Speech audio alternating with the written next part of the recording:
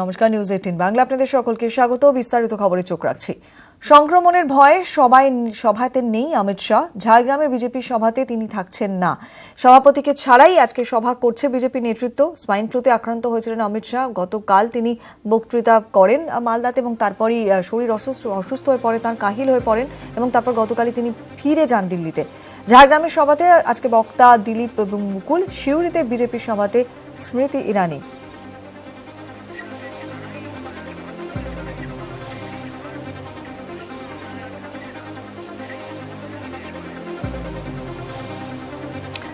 অরূপ দত্ত আমাদের প্রতিনিধি টেলিফোনে রয়েছেন। অরূপ, যারা জানতে চাইবে তোমার কাছে, অমিত শাহ তিনি গতকালের পর কাহিল হয়ে পড়েছেন, ফিরে গিয়েছেন, কিন্তু বিজেপি সভাপতিকে ছাড়াই সভা করছে বিজেপি নেতৃত্ব। সভার জৌলুস কি আদৌ সেরকম থাকবে?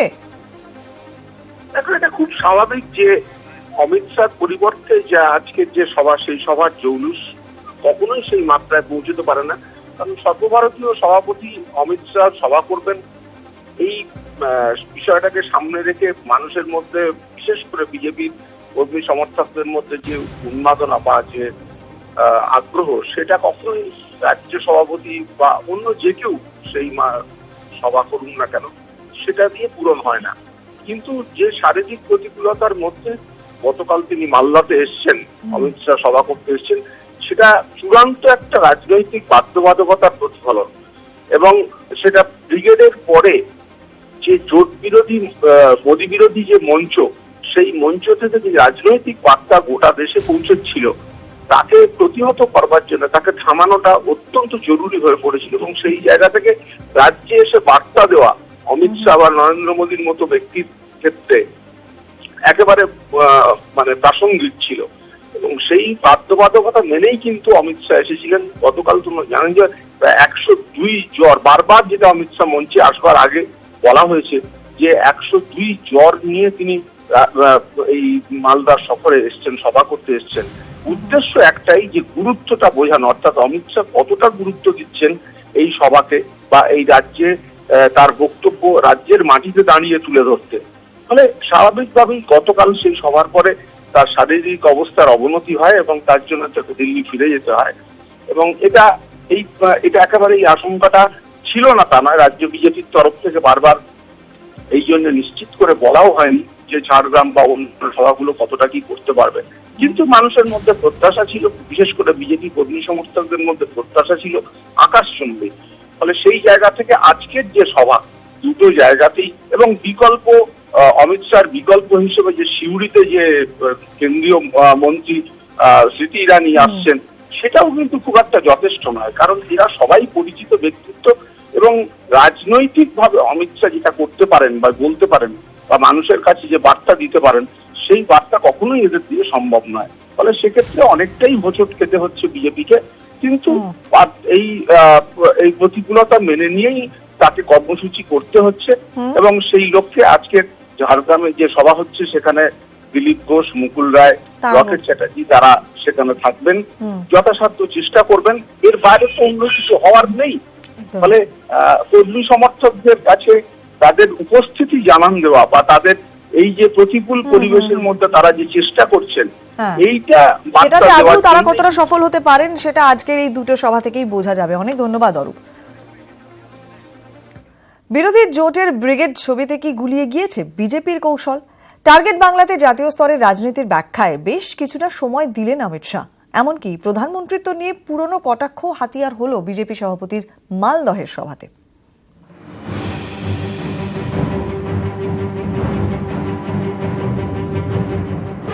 একদিকে জোট, অন্যদিকে বিজেপি। লোকসভা নির্বাচনের এই সমীকরণ যেন ক্রমে স্পষ্ট হচ্ছে। এদিন মালদা সভায় নিজেই ফের তা উস্কে দিলেন বিজেপি সভাপতি।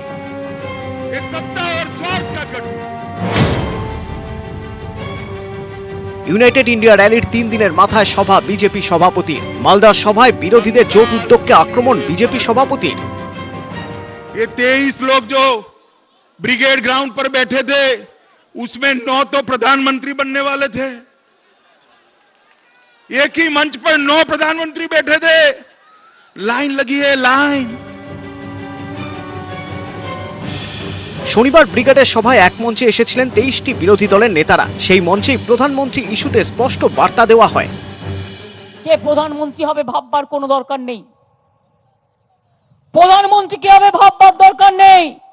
আমরা সবাই মিলে ঠিক করব after election. Now the question doesn't arise. তারপরও কেন প্রধানমন্ত্রী ইস্যুতেই আক্রমণ? তাহলে বিরোধীরা জোট বাঁধায় কিছুটা হলেও চাপে বিজেপি, তাই বারবার একই তুলনা টেনে আক্রমণ। মজবুত সরকার বনাম মজবুর সরকার, বিজেপির ন্যাশনাল এক্সিকিউটিভের পর এদিন সুর আরো চড়ালেন অমিত শাহ। गठबंधन गठबंधन गठबंधन, ये किस चीज का गठबंधन है? ये सत्ता और स्वार्थ का गठबंधन। ये सारे गठबंधन के नेता चाहते हैं देश में मजबूर और ढीली ढाली सरकार हो। ভোটের মুখে পাকিস্তান ইস্যুতে আবেগ উস্কে দেওয়ার চেষ্টা হলো। हम चाहते हैं देश में मजबूत सरकार हो जो पाकिस्तान के दांत खट्टे कर दे, ऐसी सरकार हो। क्यों ममता दी इनका वोट नहीं हो गया? রাজ্যে গত 19শে জানুয়ারির ব্রিগেড মমতা বন্দ্যোপাধ্যায়ের মোদী বিরোধী জোটের যে বার্তা, সেটাই যে এই মুহূর্তে বিজেপির সবচেয়ে বড় গলার কাঁটা। আজ মালদায় সর্বভারতীয় সভাপতি অমিত শাহের যে মূল আক্রমণের লক্ষ্য মমতা বন্দ্যোপাধ্যায়কে বেছে নেওয়া, তারই অন্যতম কারণ, এমনটাই মনে করছে রাজনৈতিক মহল। ক্যামেরায় বিপুলের সঙ্গে অরূপ দত্ত, নিউজ 18 বাংলা, মালদা। সভা হবে কিনা, সভা কটা হবে, এই ধোঁয়াশার মধ্যে এবারে আরো বড় বিতর্ক অমিত শাহের বক্তব্যে। রাজ্যের উন্নয়ন প্রসঙ্গে বিজেপির সর্বভারতীয় সভাপতির তথ্য ভুল বলে ধরা পড়েছে আন্তর্জাতিক সংস্থার রিপোর্টে। এমনকি ভারতীয় আবেগ তুলে ধরার প্রশ্নেও ব্রিগেডের সভা নিয়েই ভুল মন্তব্য করেছেন অমিত শাহ। आज 100 किलो बनता है तो 3.3% बंगाल करता है। बंगाल को इतना कंगाल बनाने का काम ये तृणमूल कांग्रेस ने किया है। লোকসভা ভোটের আগে মালদায় দলীয় সভাপতির প্রথম সভা নিয়ে উদ্গ্রীব কর্মী সমর্থকরা। সেই মঞ্চে বার্তা দিতে গিয়ে বিতর্কের ঝড় তৈরি করলেন অমিত শাহ। বললেন, বাম শাসনের থেকে তৃণমূল আমলে উন্নয়নের গ্রাফ অনেক নিচে নেমে গেছে। जो बंगाल कभी पूरे देश के औद्योगिक उत्पादन के 27% उत्पादन करता था, वो कम करते करते करते 27% से ममता दीदी के राज में 3.3% पर आ गया है। मित्रों, 3.3%। आज 100 किलो बनता है तो 3.3% बंगाल करता है।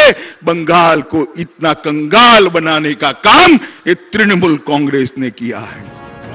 অমিতের এই দাবি কতটা ঠিক, সম্পূর্ণ উল্টো ছবি ধরা পড়েছে আন্তর্জাতিক সংস্থা ক্রাইসিলের রিপোর্টে। রাজ্যভিত্তিক জিডিপিতে প্রথম 3 রাজ্যের মধ্যে পশ্চিমবঙ্গ 4.8% থেকে 2018 সালে রাজ্যভিত্তিক জিডিপি বেড়েছে 9.1%। মুদ্রাস্ফীতি 7% থেকে কমে 4%।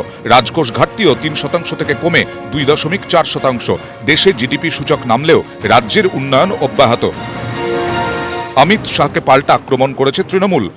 এখানে অমিত শাহ আসছে যেহেতু আমাদের আসামে গেলে আটকায় ভয়ের চোটে, কিন্তু আমরা গণতন্ত্রে বিশ্বাস করে ওরা আসছে, ভুলভাল বকছে, বাংলার মানুষ হাসছে, বাড়ি চলে যাবে, মানুষ ভুলে যাবে। মালদা থেকে 19-এর সমাবেশকেও নিশানা করেছেন অমিত। কৌশলে দেশপ্রেমের জিগির তোলার চেষ্টাও করেন তিনি। भारत माता की। इतना बड़ा ब्रिगेड समावेश था साहब, एक भी भारत माता की जय नहीं लगी। लगी थी क्या? एक भी वंदे मातरम बोला क्या? ममता दी, देशभक्ति किसको कहनी है तो देख लीजिए, मैं भारत मां का जयकारा लगाता हूं। भारत माता की। কিন্তু বিজেপি সভাপতির সেই অস্ত্র ঝলসে গেছে। সমাবেশের প্রথম বক্তা মোদীর রাজ্যের প্রতিনিধি হার্দিক প্যাটেলের মুখে শোনা গেছে ভারত মাতার জয়ধ্বনি। একই রীতি পালন করেছেন মুখ্যমন্ত্রী মমতা বন্দ্যোপাধ্যায় ও কুমারস্বামী রাও। জয় হিন্দ, ভারত মাতা কি জয়। জয় হিন্দ, বন্দে মাতরম, বন্দে মাতরম, বন্দে মাতরম। সভা নিয়ে ধোঁয়াশা, পরে সভায় তথ্য বিতর্ক, দুয়ে মিলে সভার ওজনের থেকে বিতর্কই বেশি জারি হলো। নিউজ 18 বাংলা।